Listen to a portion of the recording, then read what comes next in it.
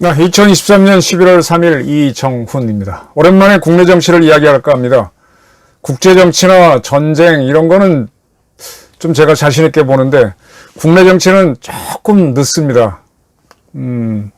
인요한의 혁신을 만들고 국힘당이 최근에 보이는 모습을 어떻게 봐야 될지 조금 의견도 듣느라고 늦었습니다. 한번 정리를 하겠습니다. 오늘의 제목은 이재명의 민주당이 내년 총선에서 200석 이상을 얻겠다라고 하는데 천만의 말씀. 저는 이재명의 민주당이 근소한 차이로 지지 않을까, 과반 실패하지 않을까, 어쩌면 뭐 예측이긴 하지만 국힘당이 일당이 되지 않을까, 과반을 넘기지 않을까, 막연하긴 하지만 한번 상상을 해보겠습니다. 그 이유를 설명드리겠습니다. 이 취재를 하는 것도 그렇고 학문으로 분석하는 것도 그렇고 다 미래를 예측하기 위한 거잖아요. 점을 보는 것도 미래가 안 보이니까 예측을 해보려고 하는 건데, 그런 예측을 하는 것 중에 기세를 좀 봐야 됩니다. 기세. 이렇게 일을 할 때 축축축 치고 나가는 사람들하고 오목조목 얼망졸망하게 하는 사람들하고 나중에 결과가 다릅니다. 뭐 연세 있는 분들은 다 아시겠지만 어린 시절 돌이켜보면은 성장할 때 보게 되면 쭉쭉쭉쭉 크죠.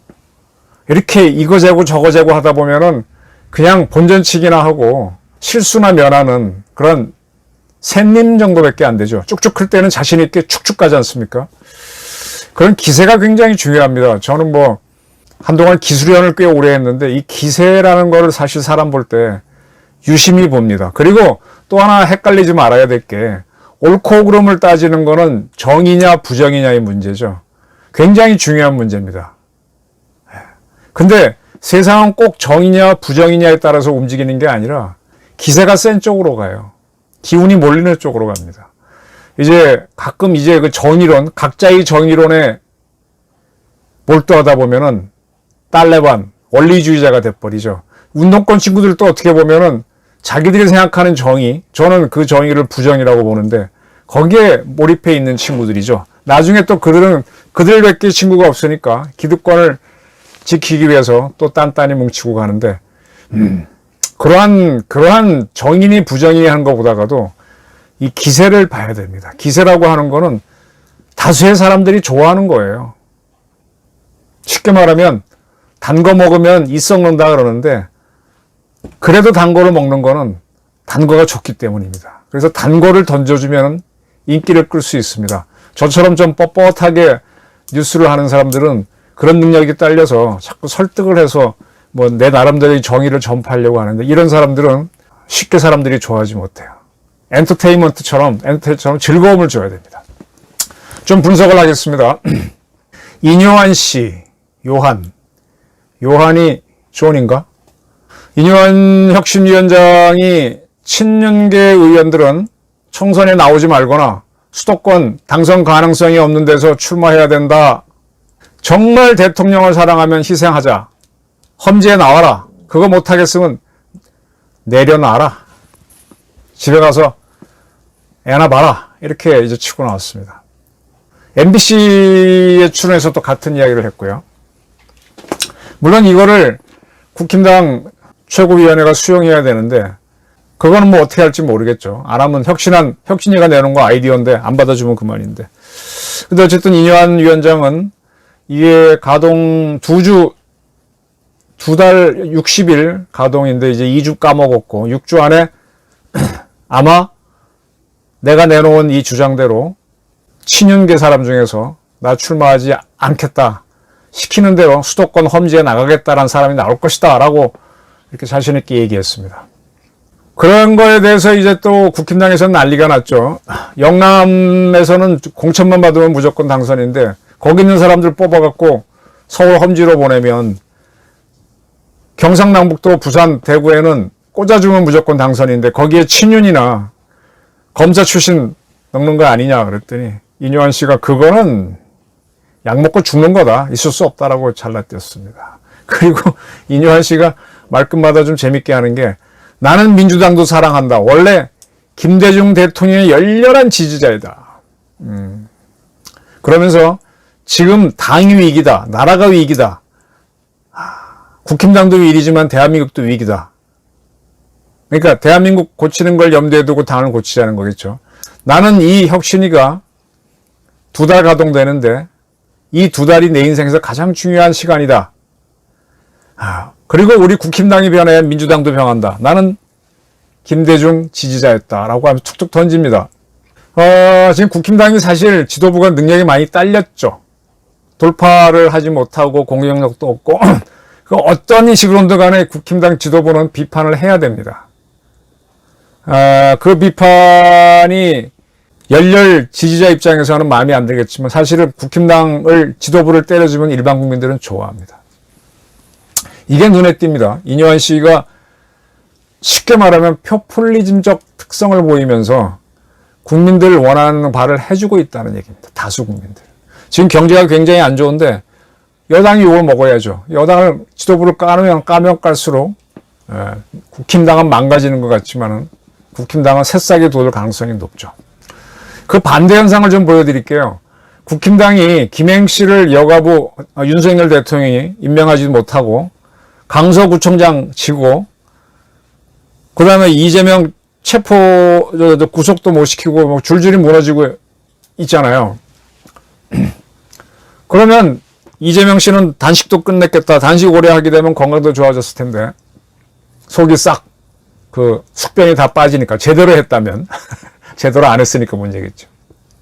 그럼 힘이 넘쳐서 펄펄 날아야 될 것 같은데 아니 이렇게 국힘당 인기가 떨어지는데 이럴 때 홈런 한번 치는 거 아닌가? 상대방 투수가 약체가 나왔을 때 홈런 치려고 해야 되는데 영 이 기회를 활용하지 못하고 뒤에서 자기들끼리만 한 200석 다음 선거에서 없는 거 아니야? 즉 국힘당과 윤석열 대통령의 실수를 기회로 승리하는 아니란 방식을 택하고 있죠. 이런 것이 이재명 대표한테도 그대로 보입니다. 지금 이재명 대표는요, 재판에 걸려서 계속 피고인이죠. 또 다른 사건에서는 피의자로 있고 빼박도 못하고 있는데 이번에 뭐 구속 면했다 그래서 이긴 게 아니죠. 일단은 던진 그물을 빠져나왔다 뿐인데 서울중앙지법에서 열린 위례신도시 개발 사건 관련 재판에서 검찰 측이 이재명 씨의 혐의를 설명하는 과정에 이거 다 이재명 씨하고 다 짜고 한 얘기겠지. 한 개겠지. 변호인들이 계속 검사들이 얘기하는데 말 자르고 이제 들어오는 거예요. 이거 싸움 방식을 이렇게 잡았다는 거죠. 거기에 대해서 이제 재판부가 그러지 마라. 내가 정리하겠다. 어차피 검사들이 저렇게 떠들어도 증거 채택 여부는 판사들이 하는 거니까 가만히 있어라. 그래도 계속 자르고 들어왔습니다. 이거는 뭐 동아 언론에 보도됐으니 저는 이런 것이 올망졸망한 방법이다. 쪼잔한 방법이라고 보는 거예요. 아까 이뇨한 씨 같은 경우는 자기를 찌르면서 가잖아요. 나는 DJ 신봉자다고 하면서 국힘당을 까면서 가잖아요. 그렇게 자기를 찌를 때 사람들은 관심이 있는데 지금 이재명 씨는 변호인단을 동원해서 자기 방어를 하고 있으면 지난번엔 그게 운 좋게 통했지만 또 통하겠느냐. 그리고 이제 검사들의 발언이 끝나자 이재명은 직접 발언 기회를 요청해서 검찰 주장은 잘못된 주장이다. 공식적으로 위례 사업을 포기 선언했으니 공약이어서 꼭 추진했어야 하는 것은 아니다. 어쩌고 저쩌고 하면서 또 많이 자기 주장을 합니다. 이제 이재명 씨는 어쨌든 간에 재판에 걸려있기 때문에 하나하나 구체적인 거 치밀한 걸 답변해야 됩니다. 인생에서 구차하게 세상을 설명하게 하는 게 참 구차한 거거든요. 근데 거기서 뚫리면은 이제 유죄가 나오니까 참 망신스럽죠. 이제 그럴 때 구차하게 하나하나 설명하고 가느냐. 내 책임이니까 포괄적으로 알아서 판단하시오. 나는 무슨 형량이 나오든 다 받겠어. 이 두 가지 선택, 또 다른 선택도 있겠지만 크게 둘 중에 하나를 할 수 있겠죠. 저 같은 경우는 어차피 이거는 잡힌 거니까 니들 맘대로 재판에서 결정해라. 난 일일이 변명하지 않겠다. 일부는 내가 한 것도 맞을 거고 일부는 억울한 것도 있겠지만 뭐 그 또한 운명이니까 마음대로 해봐라 하고 그냥 버텨보는 것도 꽤 괜찮은 방법이라고 생각하고 저는 사실 코너에 몰리면 그렇게 좀 합니다. 그리고 뭐 결정한 대로 오케이 하고 갑니다. 그걸 그렇게 매 맞아봐야 그렇게 아픈 것도 없더라고요. 그거 맞고 나와서 또 아무 일 없듯이 다니면 사람들이 겁을 내더라고요. 그래서 그렇게 기세승을 할 필요가 있는데 이재명 씨는 변호인과 거울을 하나하나 따지는 모습을 보입니다. 이게 눈에 띕니다. 왜 이렇게 싸우느냐. 그리고 200석 문제를 말씀드릴게요. 지금 정동영 씨, 이명박 후보한테 압도적으로 패배했던 대통령 선거에서 그가 광주 방송에 출연해서 수도권을 석권하면 200석 건질 수 있다. 200석 건져야 된다. 그리고 이탄희 의원도 같은 주장을 하고 있죠. 그리고 200석을 거두면은 국회의원의 3분의 2가 민주당으로 채워지다 보니까 개헌도 할 수 있고 대통령 탄핵 소추도 할 수 있습니다. 그 대통령이 거부권도 행사 못하죠. 민주당이 만드는 법안을 다 받게 하고 대통령을 허수아비로 만들 수 있는데 200석을 하자는 겁니다. 상당히 기세를 올리고 이쪽으로 가자 그러는데 그러려면 뭔가를 보여줘야죠. 지난번 4년 전에 180석을 얻긴 얻었는데 그때 가만히 보게 되면 문재인 정권이 수많은 포퓰리즘을 남발했었죠. 그럼 민주당도 뭔가를 보여줘야 되는데 지금 국힘당 정권이 와해되는 모습 보이니까 어부지리로 200석을 얻으려고 하는데 계산은 해봐야죠. 우선 TK, PK하고 강원이 민주당으로 잘 안 가죠. 그쪽만 더해도 100석 가까이 나오기 때문에 200석은 단순 계산으로 좀 어려워요. 어쨌든 영남 지역에서 파고 들어가서 몇 개를 얻어야 되는데 이러한 노력을 하려면은 예를 들면 유승민, 이준석과 합쳐야 되겠죠. 그 두 사람이 신당을 만들면 합친다든지 뭐 그런 정치적 스킬을 발휘해야 됩니다. 기술. 그런데 이런 거 없이 그냥 먹으려고 하면은 이게 뭐냐? 이불 속에서 활개짓이죠. 그냥 막연히 생각해 보니까 쟤네들이 잘 못하니까 이 정도 올 것 같다는 막연한 거죠. 어쨌든 민주당은 이재명 중심으로 200석 걷어보자라고 외치고 있는데 저는 지금 국힘당에서 어쨌든 핵폭탄을 던졌다고 봅니다. 김포시를 서울시에 편입하자는 게 핵폭탄이라고 봐요. 이건 잘 아시겠지만 김동연 현재 지사, 경기지사가 민주당 후보로 나왔을 때 공약을 내걸었죠. 경기북도를 만들어주겠다. 경기도지사가 경기북도를 띄워내겠다. 그래서 경기북도는 특별자치도로 해서 더 많은 기회를 갖겠다. 경기도 입장에서 손해죠. 그리고 나서 지금 자기가 당선되고 나서 이제 경기북도를 만들기 위한 걸 추진해 왔는데 이 경기북도를 만들 때 가장 문제가 됐던 게 한강 이북을 경기북도로 한다는 거에서 원론적으로 합의가 됐는데 한강 남쪽에 있는 게 김포시예요. 근데 김포를 경기남도로 할 거냐 북도로 할 거냐. 대개 경기북도라는 건 휴전선에 가까운 개념인데 한강에서의 휴전선은 한강이거든요. 김포는 딱 휴전선에 붙어 있는 데입니다. 그래서 북도로 많이 보는데 엄밀하게 말하면 또 한강 이남이니까 남도로 봐야 된다. 그래서 김포가 또 김포 이쪽 신도시가 아니라 이쪽 김포 쪽으로는 거기가 어디야 통진까지 그쪽으로는 아주 도시화가 굉장히 돼 있지 않습니까? 뭐 일산이나 분당만큼은 아니지만은 상당히 도시화가 돼 있거든요. 근데 거기가 북도로 가기를 좀 그렇다. 그래서 어쨌든 간에 경기도에서는 경기북도를 신설하기 위해서 주민투표를 하겠다 그랬는데 주민투표 지금 사전 여론조사에서 70% 정도가 경기북도 신설을 찬성했습니다. 국힘당 의원들도 경기북도 지역인 사람들은 의원들은 찬성하고 그 법안을 추진하려고 하는데 이 중에 그 문제가 되는 김포시만은 서울로 편입시키겠다라고 하니까 그러면 이 얘기가 달라지죠. 자, 경기북도에 들어가는 게 좋으냐 서울시에 들어가느냐. 서울시에 들어가면요. 그냥 간단하게 말씀드릴게요. 그쪽 집값이 뜁니다. 지금 굉장히 불경기예요. 월급쟁이들은 모르는데 진짜 소상공인들은 너무 힘듭니다. 경기를 살리려면은 지금 단계에서는 과거에 이제 MB 정부도 4대강 개발 그래서 국내에서 토목 경기를 일으키려고 그랬지 않습니까? 근데 그걸 누가 막았느냐? 민주당이 길을 쓰고 막았어요. 환경 파괴다 어쩌다 그래갖고. 그때 4대강 개발을 했으면은 우리나라 내륙이 지금 많이 처져 있는데 그쪽에 물리로도 열어주고 토목도 일으키고 관광도 하고 많이 좋을 텐데 무슨 환경, 천성산 도령단에 속고도 못했습니다. 경기 살리는 방법이 국내에서 토목을 일으키는 게 하나 방법이에요. 토목을 일으키게 되면 그 다음 현상이 뭐냐. 물가가 뛰면서, 물가가 오르면서 땅값들이 올라갑니다. 그러면 경기가 살아나요. 지금 계속 부동산이 쭉 가라앉아 있지 않습니까?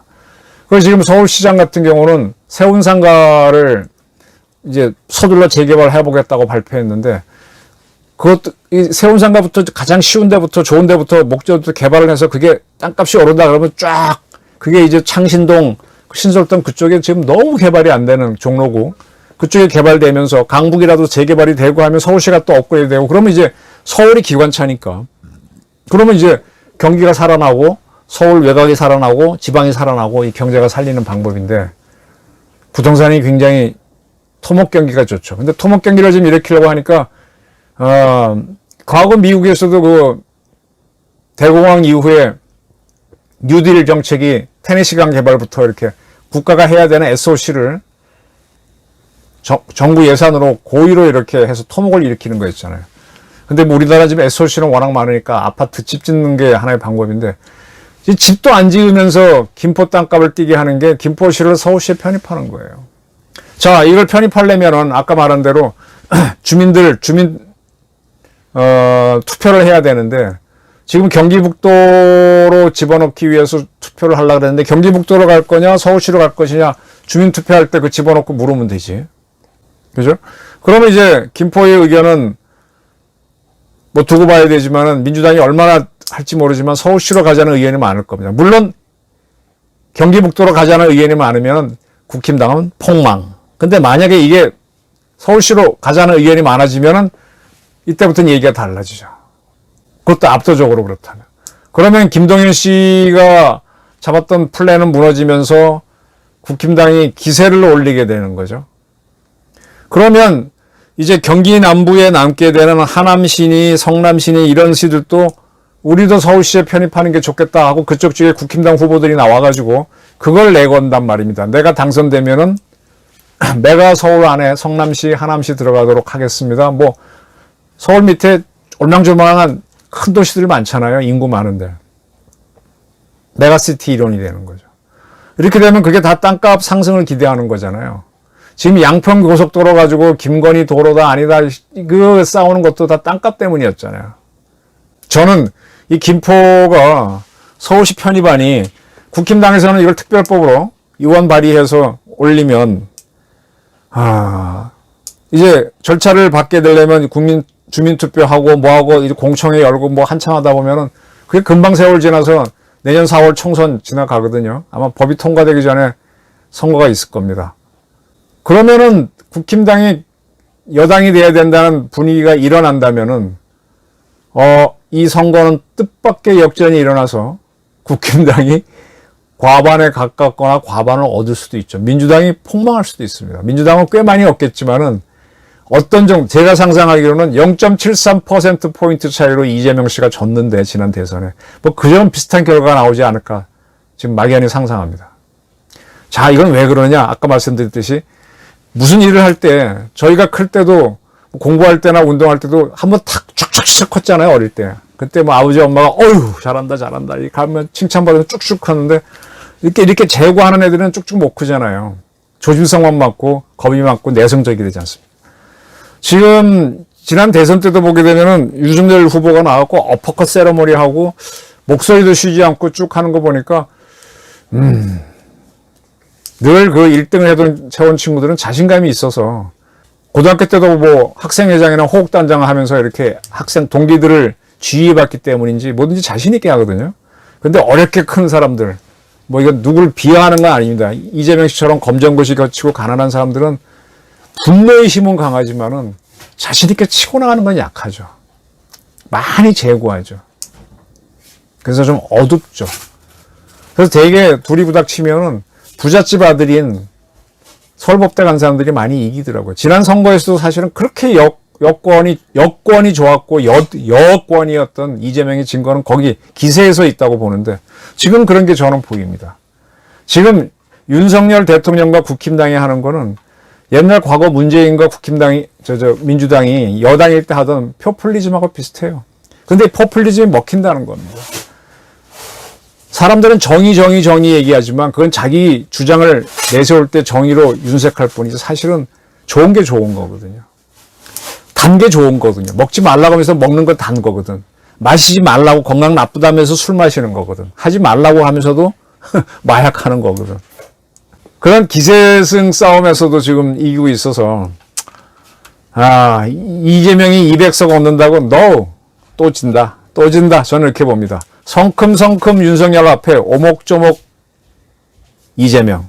당신은 제가 이제 지난번에 병자 궤도야를 얘기했습니다. 군사작전을 할 때는 반드시 속이는 걸 기본으로 한다. 근데 정치 투쟁에 있어서도 역시 허를 찌르고 해야 됩니다. 그래서 정치도 또한 궤도야다. 이렇게 말씀드리고 싶고. 손자가 무릇 싸움이라고 하는 거는 전쟁이라고 하는 것은 이정합, 이기승이라 그랬습니다. 정정당당하게 좋다. 싸움은 걸어오면 붙어는 주되 이기려면은 반드시 기략, 생각지도 못하는 think the unthinkable 그걸로 이기라 그랬는데 think the unthinkable 하려면 성큼성큼 나가야 되는데 그 길을 윤석열과 국힘당이 가고 있다. 지금은 국힘당이 별거 없는 것 같지만 아마 빠르게 12월쯤 되게 되면 판세가 바뀔 거라고 저는 봅니다. 네. 긴 설명이었는데 경청해 주셔서 감사합니다.